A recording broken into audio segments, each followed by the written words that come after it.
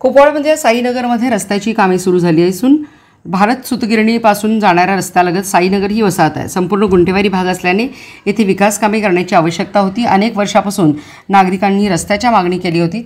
महापालिकेच्या वतीने विकास कामे होत नसल्याने नागरिकांनी आमदार सुधीरदादा गाडगीळ यांच्याकडे रस्त्याचे काम व्हावे अशी मागणी केली। भाजपचे माजी उपमहापौर मोहनबापू जाधव, रवींद्र सदामते यांच्यासह भाजपचे पदाधिकारी यांनी साईनगरमधील अंतर्गत रस्त्याची कामे व्हावीत यासाठी पाठपुरावा केला।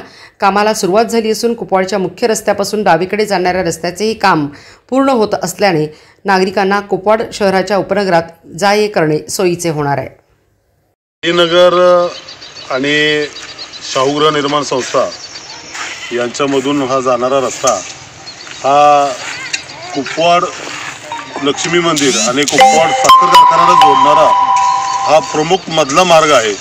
या रस्त्यावरून वाहतूक बरीच असते आणि या परिसरातील नागरिकांना सुद्धा हा एकमेव मार्ग आहे।